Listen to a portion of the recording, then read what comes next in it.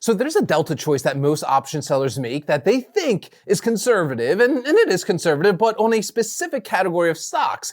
It's also quietly one of the least efficient uses of collateral even available. Selling the 15 delta put, it feels safe, it feels responsible, it's far out of the money, right? The probability of expiring worthless is over 85%, and most of the time nothing bad happens. But on slow-moving range-bound stocks, the dividend payers, consumer staples, defensive names, that same 15 delta is leaving a significant amount of premium on the table for almost literally no additional safety benefit. And the math makes the case clearly. So let's look at this together. Let me explain first for everybody what delta means before I explain why it even matters here, because this concept, I do it too. It gets skimmed over constantly, okay? But delta is a measure of how much an option's price changes for every single dollar move in the underlying stock. Let's say a put with a delta of 0.30 moves 30 cents for every dollar the stock moves. A put with a delta of 0.15 moves 15 cents. But delta also serves rough proximity of probability that the option will expire in the money, meaning the probability that the stock will fall through that strike by expiration date. So a 30 delta put has approximately a 30% probability of expiring in the money. A 15 delta put has approximately a 15% probability, right? The 15 delta is further from the current stock price, obviously. The stock needs to move more to reach it,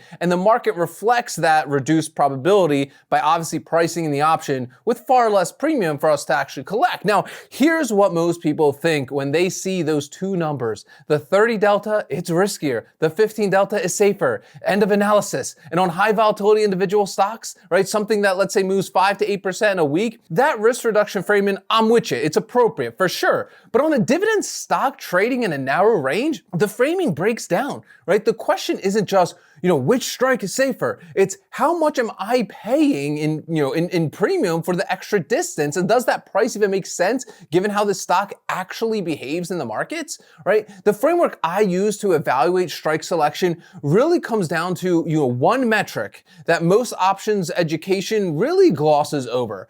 Premium per dollar of collateral, right? Adjusted for the realistic behavior of the underlying stock. Look, when you sell that cash secured put, you're committing a specific amount of capital as collateral for the obvious obligation to buy, right? The return on that collateral is the premium you collect divided by the capital reserved. A higher strike obviously requires more collateral, a lower strike requires less, right? We know this. But the premium doesn't scale linearly with strike distance, okay? It scales with probability of reaching the strike, and probability compresses faster than premium on low volatility underlyings. Look, on a stock that genuinely oscillates in a narrow range, a mature, let's say, consumer staple company, a utility, a dividend ETF, right? A 30 delta strike and the 15 delta strike may only be between $2 and $3 apart in absolute price terms. The stock rarely moves enough to make the extra distance even meaningful enough for the protection, but the premium difference between those two strike prices is significant because the market is pricing the 30 delta at nearly double the premium of the 15 delta, right? You're paying in the foregone income for distance. You don't need really on the stock that doesn't even travel that far. In my opinion, that's an inefficiency. So let's talk about the math on a low volatility dividend name. All right, I want to walk through a concrete example to make this really tangible for you, right? Take a dividend stock, let's say trading at $50 with an implied volatility of around 18%.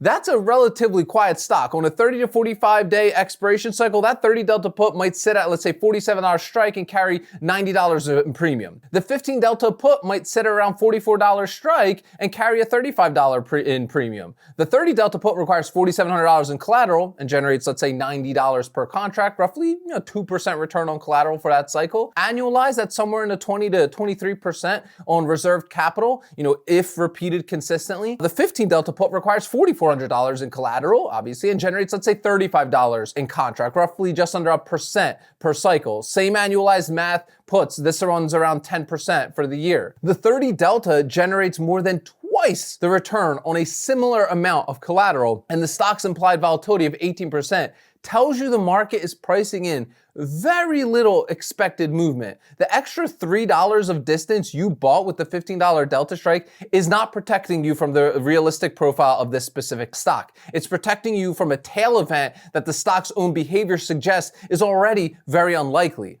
And that's why I also developed arcpicks.com, and you can get 25% off with code 25off for the lifetime of your subscription. We rank stocks and ETFs by return on collateral. We have our full delta ranges in there, as well as the full options chain. So make sure you go check it out. It's going to make your life as somebody who runs the wheel strategy tremendously easier. I literally developed this tool for myself so I can see my top setups of my own watch list. And we also have a bunch of pre-built watch lists in there to make your life a little bit easier. And use code 25off at checkout at arcpicks.com. But let's talk about where the 15 delta actually earns its keep, right? Because this analysis, let's be honest, it doesn't apply universally, which is important to say so clearly for me. Look, on a high IV name, a tech, a biotech ahead of the clinical trial, or a tech stock before earnings, a company in the middle of some activist situation, the 15 delta serves a different purpose. Stocks with an IV of, let's say, 50, 60, 70 or higher can move 10 to 15% in a session. In those environments, the $3 in extra distance the 15 delta provides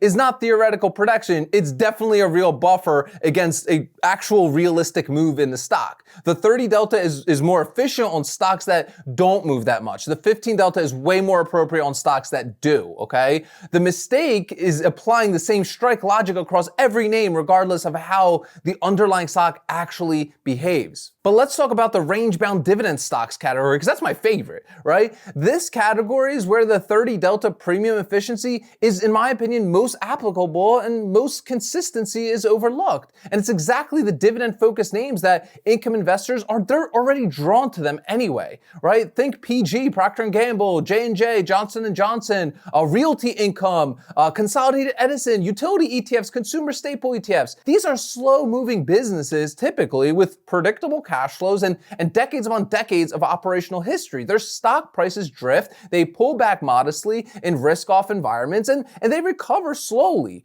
What they almost never do, though, is gap down 15-20% in a session without a genuine fundamental reason. On names like these, selling the 30 delta is not recklessness, in my opinion. It's appropriate calibration to the actual behavior of that underlying stock, right? You're accepting a higher probability of assignment, roughly 30%, in exchange for premium that's more than double the 15 delta alternative. And if you're assigned, you want a quality dividend paying business at a price 5 to 7% below where it was when you sold the put. And in most cases, that's not a problem. It's a good entry in my opinion, okay? Now let's talk about annualized return, right, on that premium over a course of a year. And here's the compounding argument that it really doesn't get made explicitly. If you run 8 to 10 put cycles per year on a dividend name, 30 to 45 days to expiration, the premium differential between a 30 delta and 15 delta positions compounds meaningfully. The 30 delta position generating, let's say, 2% per cycle over 9 cycles produces close to 20% in total premium on the collateral. The 15 delta position generating below 1% per cycle produces what, 7%? On 10 grand in collateral, that's $1,700 versus $700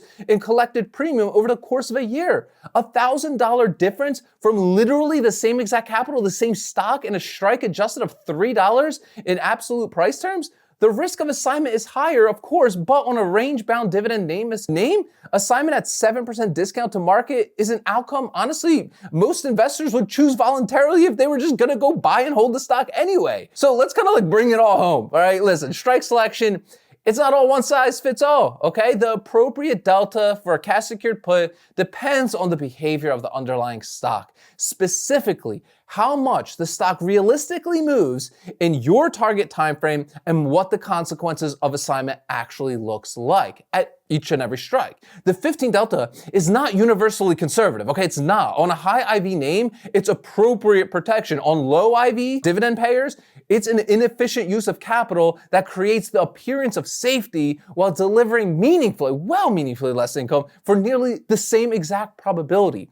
The 30 delta on range-bound quality stocks is the more honest risk-reward calibration, in my opinion. You're accepting a higher nominal assignment probability in exchange for premium that reflects the realistic value of the commitment you're actually making. And because assignment on a quality dividend stock at a discount is not actually a bad outcome, it's often a good entry. The risk you're taking on is partially illusionary, honestly. And here's kind of like the big lesson. Understand what you're buying when you go to the 15 delta. Sometimes you're buying real protection. Sometimes you're buying the feeling of safety on a stock that really doesn't need it. the math distinguishes between the two. So here's kind of like where I pick and choose my battle with delta selection. Look, on dividend names and defensive ETFs and most income ETFs, right, that are range bound, low IV positions, I usually default, 30 delta, right? I found the premium efficiency makes a way more meaningful difference over a full year of cycles, and the assignment outcomes on quality names at 5 to 8% discounts